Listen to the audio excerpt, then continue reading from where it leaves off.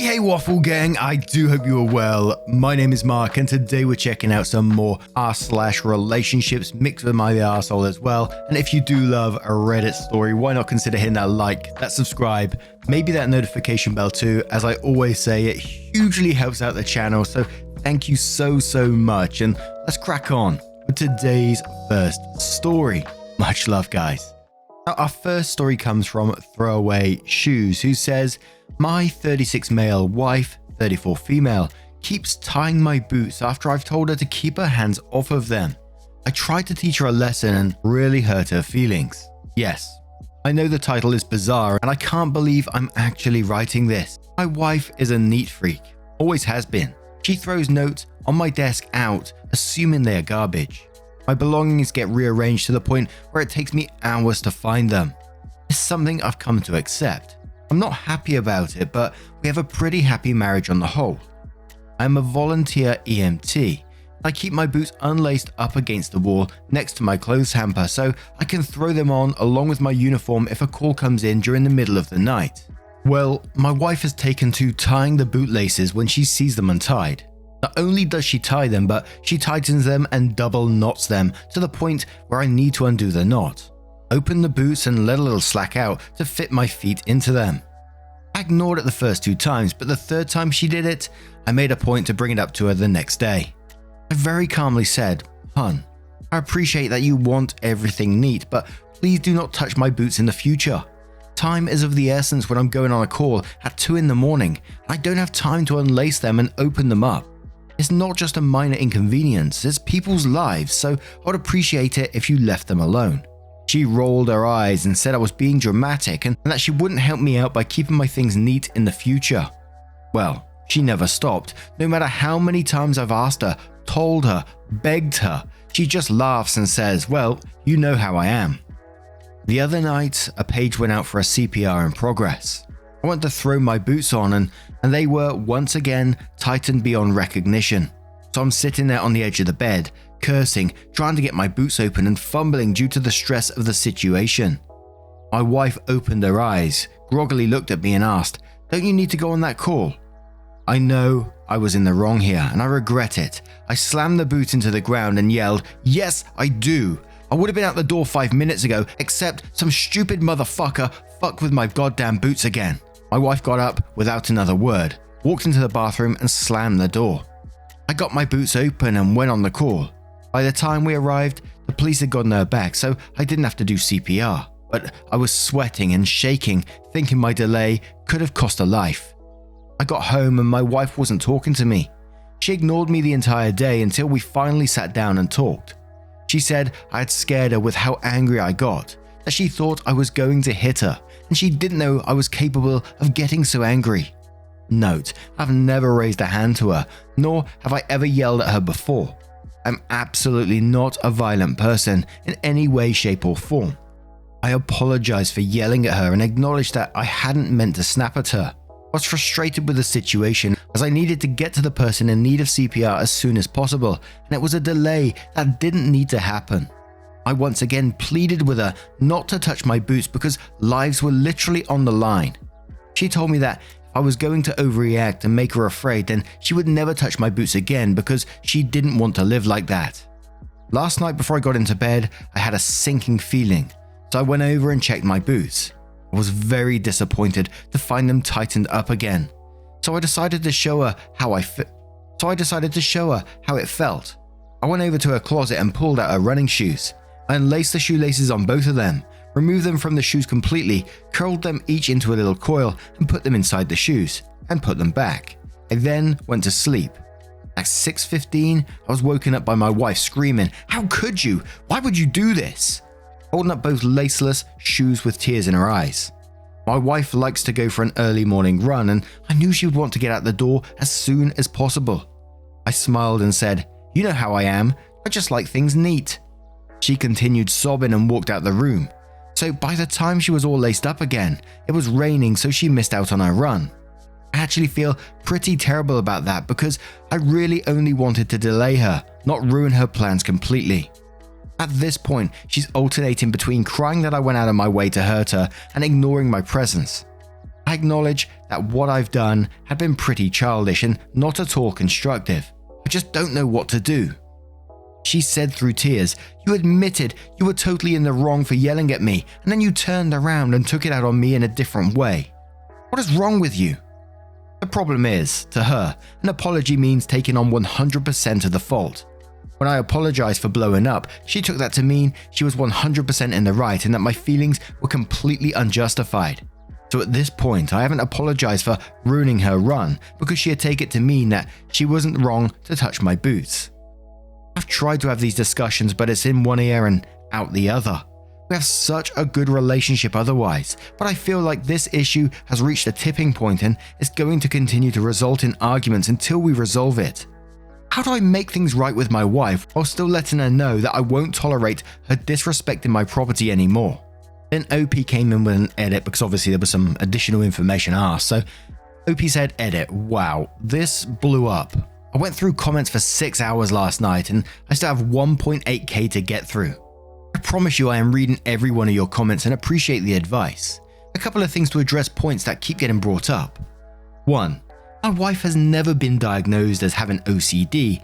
As an EMT, I'm very careful about labeling someone as having a disorder, as I don't have the proper qualifications to make that diagnosis. I do agree that it's time for her to see somebody, get a proper diagnosis and address these issues. 2.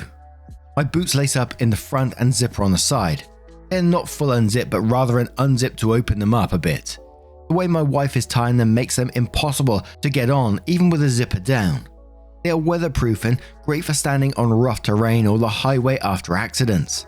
They are only about a year old and were actually a gift from my wife.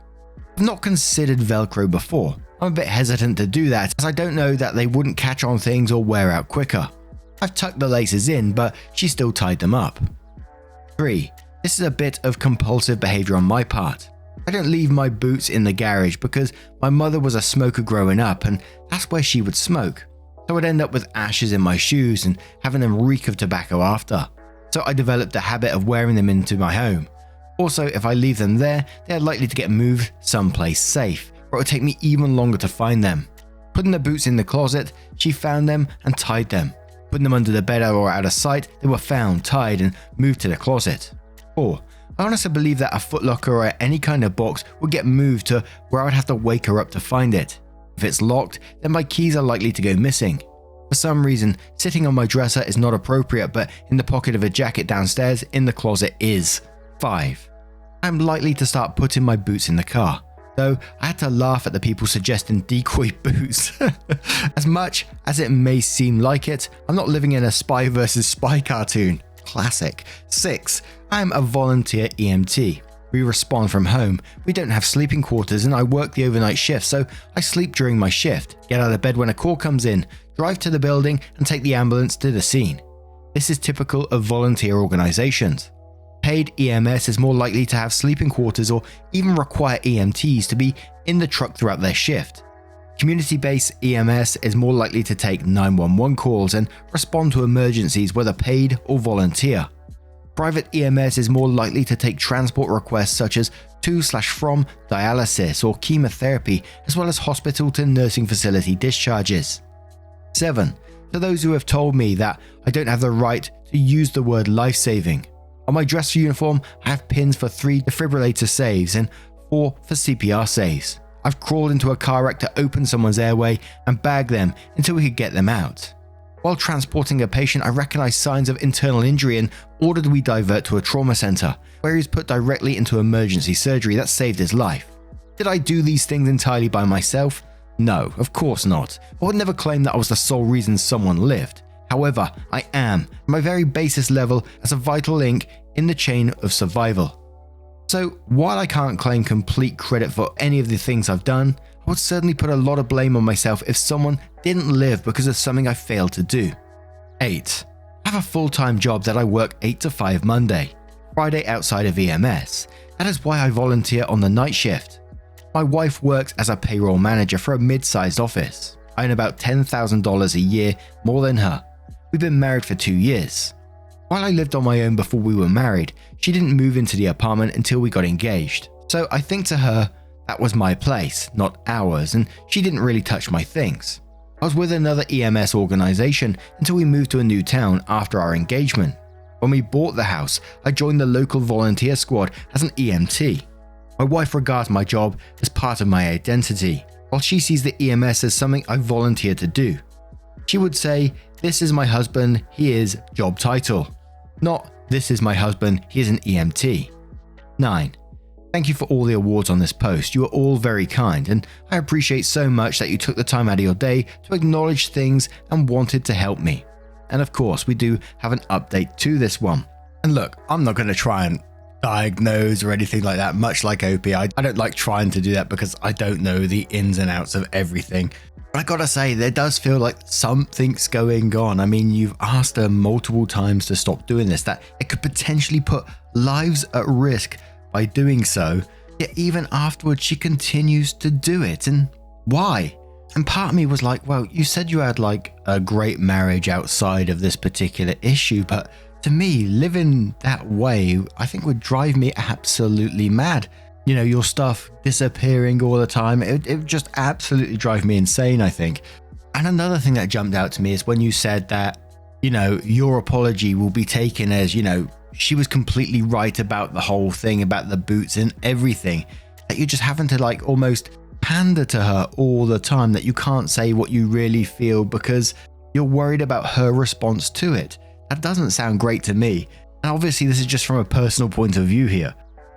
But before we move on to the update, I Thought So says, your wife's behavior sounds compulsive. She likely has a major anxiety disorder that manifests in this way, which explains her inability to stop herself from the rearranging and the lacing and whatnot.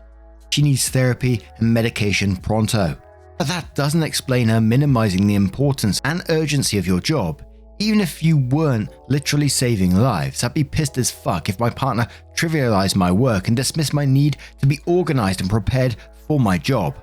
I'm skeptical that your marriage is truly as great as you say it is, and I'm concerned that you're just in a habit of subjugating your own needs to keep the peace due to your wife's quirks.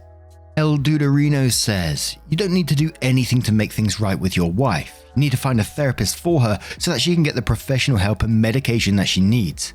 At this point, you're giving into her insanity only enables her behavior, which is either batshit crazy or arrogant and selfish, beyond belief. After she begins treatment, then you guys should see a couples counselor to work out the rest of your issues. Magi Warrior says, you said you have a wonderful marriage otherwise, but honestly, everything you've described about this marriage sounds terrible. Let's unpack a little. She refuses to respect your boundaries. It doesn't matter how silly they seem, they are your boundaries. She outright lied to you regarding not touching your boots again. She is vastly hypocritical. Seriously, she broke down crying and screaming that she couldn't go on her morning run, but you're the one overreacting when you getting delayed might cost her life. She's possibly highly manipulative. She's twisted your apology into a he's totally wrong and I'm totally right by framing it as you overreacting, and she was afraid you were going to hit her for no reason. Give me a fucking break.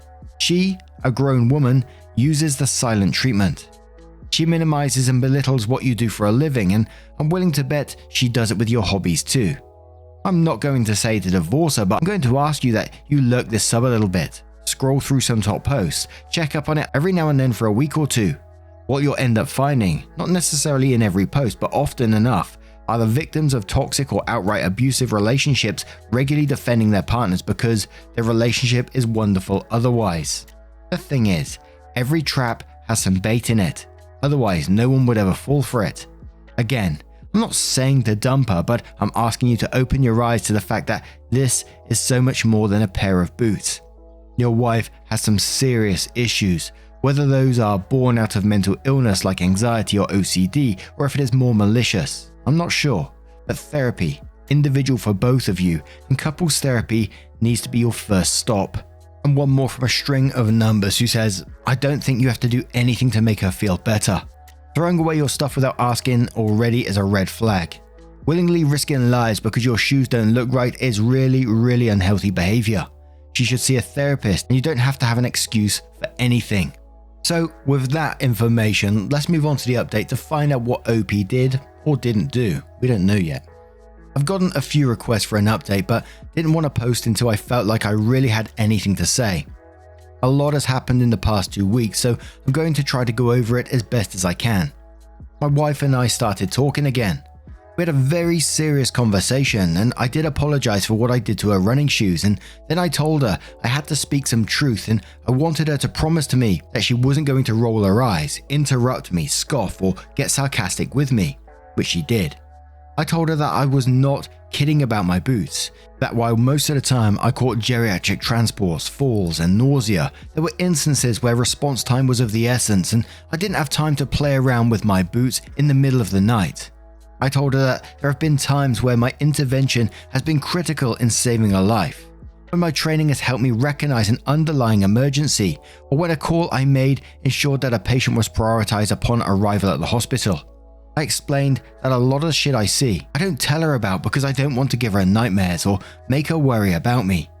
She actually listened and didn't dismiss what I had to say. She responded that she was trying to help by keeping things neat. I responded, "But you're not. Sweetie, I'm not trying to be mean, but you're not helping. You are hindering me. One day it may be the difference between life and death, and I need you to not touch my gear. It's where I know where it is. It's where I can easily find it in a short amount of time, and if you move it, you're impeding an emergency response. I don't care if it looks neat. It serves a function. It doesn't look pretty. If you want to help me, please leave my gear where I put it." A few nights later, I had my friend Officer Rich come over. Officer Rich was one of the 2 cops that did CPR on the victim that night. The 3 of us sat on our deck and had a few social distancing beers. He talked about getting there, doing CPR, giving Narcan, waiting for the ambulance and getting her back shortly before we got there.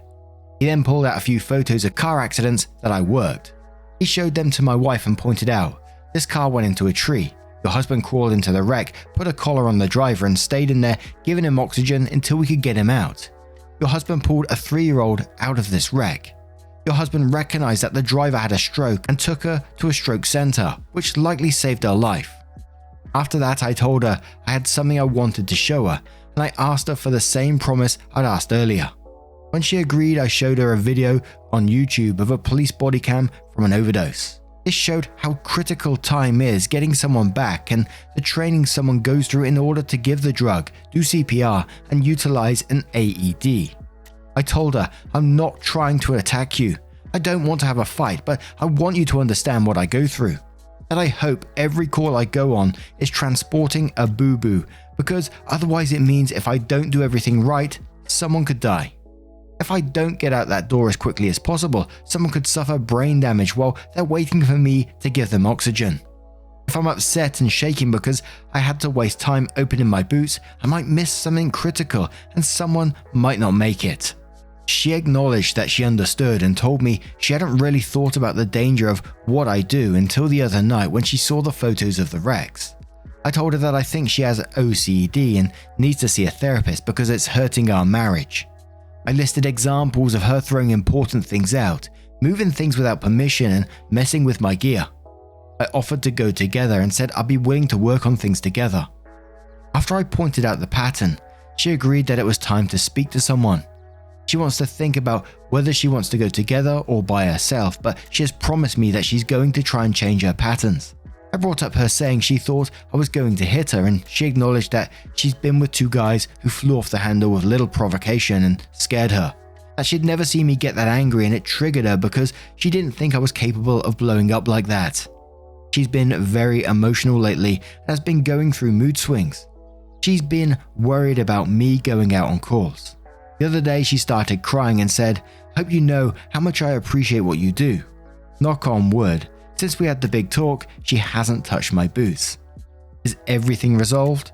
Not by a long shot, but she seems to have a new appreciation for what I do. Thank you for all your responses. I wound up not showing her the thread because a lot of it was pretty harsh towards her. I recognize I cherry-picked incidents that didn't put her in the best light, and there's a lot more to her and our marriage than that. She is the person I chose for the rest of my life, and I want us to work. And I'm glad that they had this conversation in the end, and it seems to be moving in a more positive direction. But I think Opie's wife definitely does need some help of some sort going forward, because otherwise I can't see things changing in the future either. I think the same behavior may occur again. Obviously, I don't know that, but it just feels like it to me. And it's kind of a shame that it took OP showing these images of Rex and stuff to actually get that acknowledgement from wife, yeah, that I was doing something that could be potentially pretty harmful here. But sometimes I think it just takes that little tap on the noggin to make them realize, like, shit, this is what I've been doing. It shouldn't be the case, but sometimes it's needed. But whatever they're up to now, I hope things have continued to move in the right direction for OP and his wife, and that therapy of some sort is sought out. Because it wasn't just about the boots in the end. It wasn't just about, although incredibly important, it wasn't just about saving the lives as well. It was about their relationship and overstepping the boundaries, invalidating OP's feelings on things as well. So again, I hope things do work out for them. But what do you guys make of this situation? How would you deal with it? What do you think for their futures? Do you think things will change? Let us know your thoughts in the comments below. And just a huge thank you from the bottom of my heart for getting involved in today's stories. Your love, support, and time always means the absolute world to me. You change things on the daily. Absolutely. You're incredible. And please never forget that. And hopefully I will see you in the next one. Take care, guys. Much love to you. Wake up, get up, stretch my legs, eat some breakfast, milk and eggs, brush my teeth up, wash my face, throw my clothes on, start my day. Wake up, I can smell the smoke from the bacon. Let's go, see the sun shining from the windows. Okay, I know that today